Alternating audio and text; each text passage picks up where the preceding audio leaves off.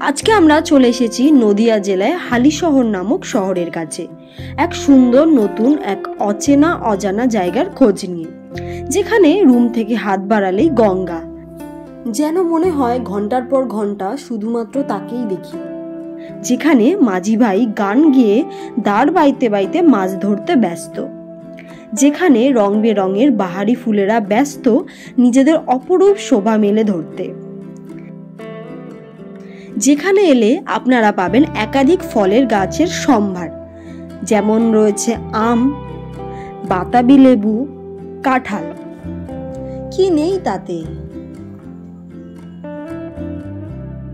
আর তারই মাঝখানে রয়েছে এক বিরাট বট গাছ, যেখানে মন চাইলে আপনারাও ঝুলতে পারেন। বড় হনুমান ঝুলছে।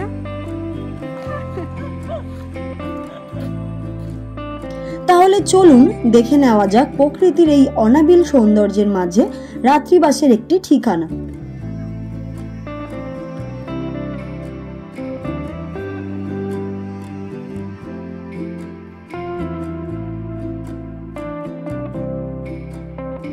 Hi guys, welcome back to our channel. আমি সোনু, আমি পলি। আজকে আমরা খুব সুন্দর একটা নতুন জায়গাতে এসেছি। কোথায় এসেছি সেটা জানতে হলে কি করতে হবে? অবশ্যই পুরো ভিডিওটা আপনাদের দেখতে হবে। খুবই সুন্দর একটা নতুন একটা জায়গা, ঠিক আছে? আর সবথেকে বড় কথা, এই জায়গাটা হচ্ছে কাপল ফ্রেন্ডলি, মানে কাপলটা খুব নিরাপদে এই জায়গাটা তোমরা আসতে পারো। কি বল? একদম একদম। আর আপনারা যদি আমাদের চ্যানেলে নতুন হন তাহলে অবশ্যই চ্যানেলটা সাবস্ক্রাইব করে পাশে থাকা বেল আইকনটা প্রেস করে ভিডিওটা কেমন লাগলো কমেন্টে জানাতে একদম ভুলবেন না। আর যদি আমাদের ইনস্টাগ্রাম আর ফেসবুকে ফলো না করে থাকেন তাহলে অবশ্যই গিয়ে ফলো করে। তো চলো আজকে এই নতুন জায়গাটা ঘুরে দেখা যাক। একদম। আমরা এখন দাঁড়িয়ে রয়েছি হালিশহর ট্যুরিস্ট লজে একদম সামনে, এই যে বাড়ি দেখতে পাচ্ছেন।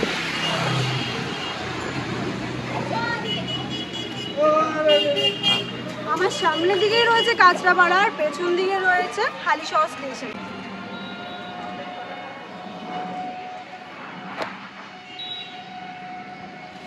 এইদিকে ভেতরে ঢুকে গেলেই প্রথমেই পড়বে রিসেপশন। চলুন তাহলে রিসেপশনের দিকে আগানো যায়।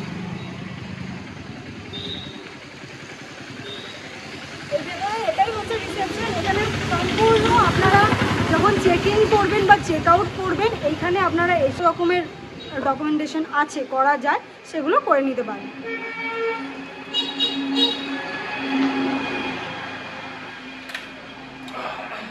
এই মিউনিসিপ্যালিটির আন্ডারে বা আপনারা যদি এখানে ঘুরতে আসেন, এই যে আমার পেছনে দেখুন ছবিগুলো লাগানো রয়েছে, এই জায়গাগুলো আপনারা ঘুরে দেখতে পারবেন। এতগুলো দর্শনীয় স্থান আছে এখানে। এতো ইমামবাড়া আছে, ব্যান্ডেল চার্চ, অংশেশ্বরী মন্দির, চশমা মাজার, জামা মসজিদ, মানিক পীরের দরগা, রানী রাসমণি ভিটা।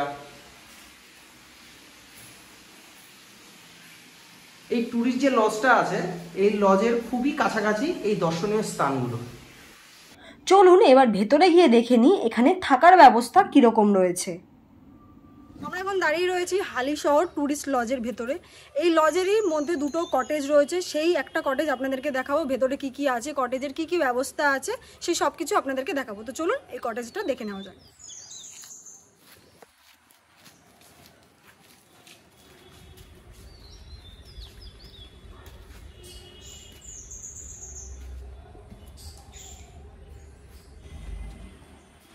এই হচ্ছে রুম, খুব সুন্দর একটা কটেজ। সামনেই ঢুকতে একটা বড় মিরর পড়ছে, আর এখানে টেবিল রয়েছে, জলের বোতল রাখা রয়েছে। এদিকে হচ্ছে বেড রয়েছে, এসি রুম রয়েছে। এসি এখন তো সব রুমেই এসি থাকে, এটা ন্যাচারাল। আর এইখান থেকে রয়েছে, এই ব্যালকনিটা খুললেই সামনে গঙ্গা। ভীষণ সুন্দর ভিউ পাওয়া যায় এখান থেকে। জাস্ট ব্যালকনিটা খুলবেন, এত সুন্দর হাওয়া দেবে, দারুণ। মানে এই কটেজগুলোর আলাদাই মাহাত্ম আছে, শুধুমাত্র এই পেছনে গঙ্গা আছে রয়েছে, সুন্দর হাওয়া দিচ্ছে। চলুন এবার এই বাদবাকিটা দেখে নিই। এখানে টিভি রয়েছে আর ছোট্ট একটা ওয়ার্ড্রোব, আর এই পাশেই রয়েছে বাথরুম। খুব সুন্দর পরিষ্কার পরিচ্ছন্ন একটা বাথরুম।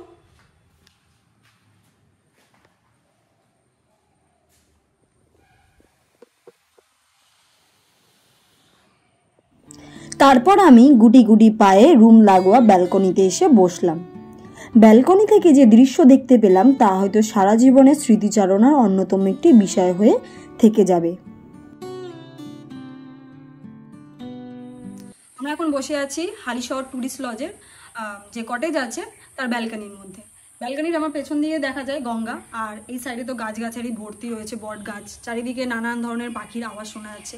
আর এই কটেজের এসি রুমের ভাড়া হচ্ছে 1800 আর নন এসি রুমের ভাড়া হচ্ছে 1500। আপনারা ডেসক্রিপশন বক্সে নাম্বার দেওয়া রয়েছে, সেখানে নাম্বার নিয়ে আপনারা অবশ্যই এই কটেজগুলিকে বুক করতে পারেন। আমি বলবো যে বুক করলে অবশ্যই আপনারা হ্যাপি হবে, কেননা এত সুন্দর পরিবেশ, পাশেই গঙ্গা, এত সুন্দর গাছপালা আর চারিদিকে বিভিন্ন ধরনের পাখির আওয়াজ, খুব সুন্দর লাগে, মানে একদম ফ্রেশ লাগে। গরমে এই সব জায়গাতে ঘুরতে আসতে কিন্তু বেশ ভালো লাগে।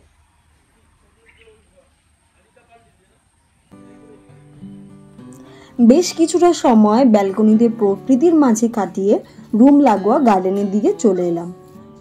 এখানে প্রকৃতি যেন প্রতি মুহূর্তে হাতছানি দেয়।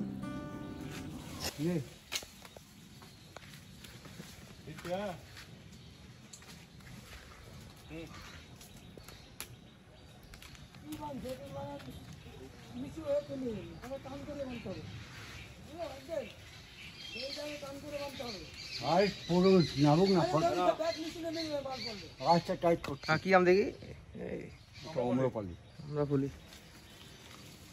এই জায়গাটা যেহেতু হালিশহর মিউনিসিপ্যালিটির আন্ডারে, তো আপনারা এখানে যে কোনো অনুষ্ঠানের জন্য ভাড়া নিতে পারেন, যেমন বিয়ে বাড়ি, অন্নপ্রাশন বাড়ি, তাছাড়া শীতকালে যেমন পিকনিক হয়, বড় বড় পিকনিকের জন্য ওনারা কিন্তু ভাড়া দিয়ে থাকেন।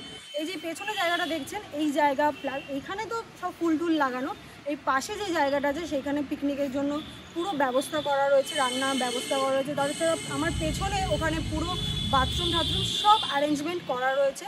আমরা ডেসক্রিপশন বক্সে সব নাম্বার দিয়ে দেবো, আপনারা যে কোনো অনুষ্ঠানের জন্য ভাড়া নিতে পারেন, ডেসক্রিপশন বক্সে দেওয়া নাম্বারে যোগাযোগ করে। হালিশহর মিউনিসিপ্যাল এই লজটিকে খুব সুন্দর একটি লোকেশনে গড়ে তুলেছে, যেমন একদিকে গঙ্গা, ফেরিঘাট আর আরেকদিকে প্রাকৃতিক সৌন্দর্য। নানা ধরনের ফুল গাছ ও ফল গাছ এই লজটিকে মনোমুগ্ধকর করে তুলেছে। তেমনি বাচ্চা বড় সবার জন্য বিনোদনের ব্যবস্থা করেছে।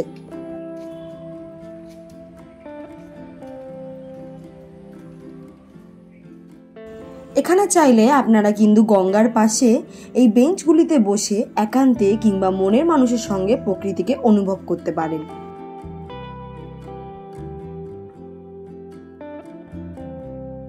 এই লজগুলোর পাশেই সুন্দর সুন্দর বেঞ্চ করে দেওয়া রয়েছে, বিকেলবেলা যাতে আপনারা বসতে পারেন, কিছু সময় কাটাতে পারেন।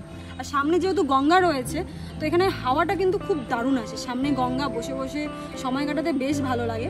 আর তার আমি সামনে বসে দেখতে পাচ্ছি ডালনা ফেরিঘাট।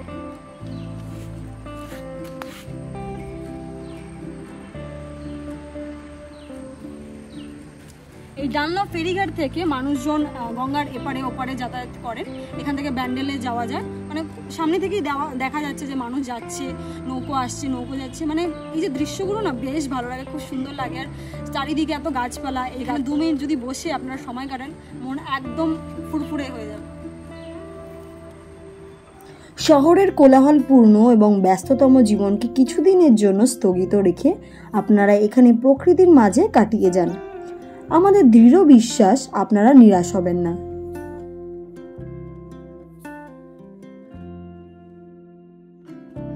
আজকে পেয়ে গেছি হচ্ছে এই হালিশহর যে লজ, এই লজের যে স্টাফ, এই সরকারি স্টাফ উনি, ঠিক আছে, উনি হচ্ছে গিরধারীবাবুকে পেয়ে গেছি। নমস্কার গিরধারীবাবু, বলছি আপনাদের তো এখানে তো একটা সুন্দর একটা টুরিস্ট লজ আছে, এছাড়া এখানে তো ঘোরার জায়গাও তো অনেক কিছু আছে।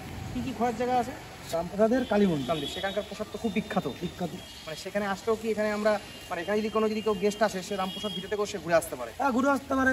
তারপর যদি আমাদের এখানে তো ফুডিংয়ের ব্যবস্থা নেই, লজিং যদি কেউ মনে করে আমাদের ফুডিংয়ের কথা জিজ্ঞাসা করে, তারা কোথাও ভালো ফুডিং পাওয়া যায়। আমরা তখন প্রথমে আশেপাশের হোটেলের কথা বলি, তারপর যদি দেখি যে বয়স্করা আছেন কিংবা কোনো লোক যদি থাকেন যে নিরামিষের দিকে যায়, তাদের তখন আমরা বলি সব থেকে ভালো আমাদের রামপ্রসাদ মায়ের মন্দির আছে। আচ্ছা, কালী মন্দির, রামপ্রসাদ মায়ের প্রসাদ, রামপ্রসাদের মায়ের কালী মন্দিরের প্রসাদ, ওইটা কুপন কাটা যায়। কুপন কেটে 12:30টার সময় ভোগ দেয়। যদি এখানটা কোনো অতি বয়স্ক আসে, লোকজন আসে, তাদের ক্ষেত্রে হয়তো আমরা বলি হেল্প করবে, হয়তো কুপনটা কেটে তাদের প্রসাদটা এনে দিলাম। ঠিক আছে, আমার পাশে নিগমানন্দ আশ্রম আছে। বুঝতে পেরেছি। মানে আপনারা যদি এখানে আসেন সব রকমই হেল্প পাবেন, এখানকার যারা স্টাফরা আছে তারা আপনাদের সব রকম ভাবে হেল্প করবে। কোনো অসুবিধা, শরীর খারাপ হোক, যে কোনো অসুবিধা সবসময় এনারা পাশে আছে। চলো। চলুন এবার আপনাদের বলে দিই আপনারা এই হালিশহর মিউনিসিপ্যাল ট্যুরিস্ট লজে আসবেন কীভাবে। আপনারা হালিশহর বা কাঁচরাপাড়া স্টেশন থেকে টোটো বা অটো করে 20 থেকে 25 মিনিটের মধ্যে চলে আসতে পারেন এই লজে। আর যারা গঙ্গার ওপার থেকে আসবেন তারা ডানলপ ঘাট হয়ে লঞ্চে করে আসতে পারেন এই লজে।